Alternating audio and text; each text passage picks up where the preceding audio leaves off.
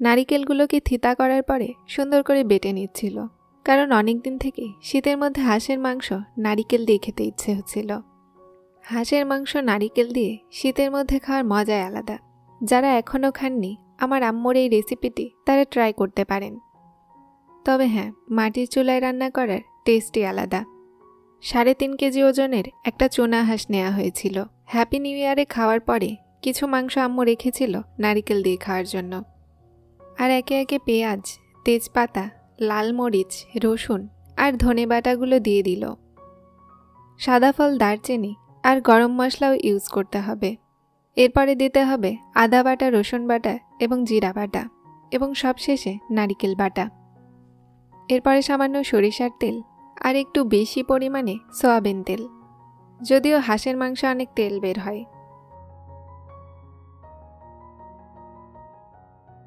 এবার দিতে হবে গুঁড়া মরিচ, পরিমাণ মতো লবণ।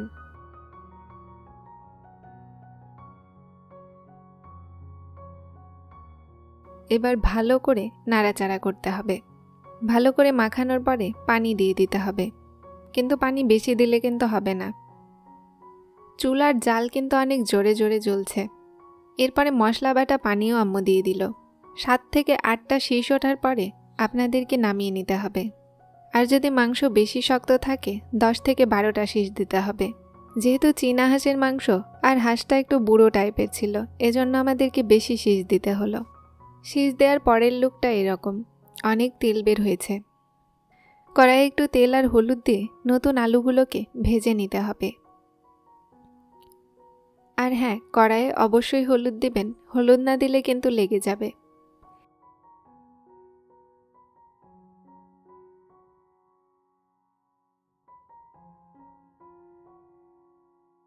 এবারে আম্মু মাংসগুলোকে ঢেলে দিল।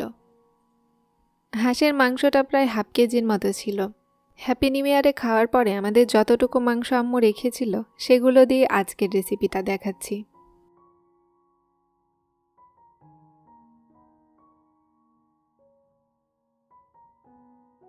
মাংস যখন বলক উঠল, খুলে দেখে আবার একটু ঢাকনা দিয়ে ঢেকে দিতে হবে। মাংসের উপরে জিরা গুঁড়া ছিটিয়ে দিলে অনেক সুন্দর গন্ধ আসে।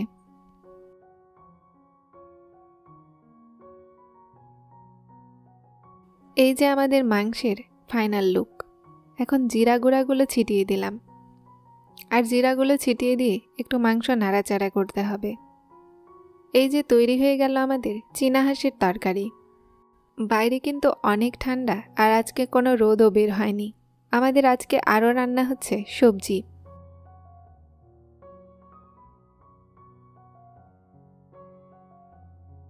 সব রান্না শেষে এখন আমাদের খাওয়ার পালা। আমরা সবাই প্লেট নিয়ে বসে আছি, আর আম্মু সবাইকে তুলে দিচ্ছে। আমি আগে সবজি নিয়ে বসে গেছি। শীতের সবজি খেতে আমার অনেক ভালো লাগে।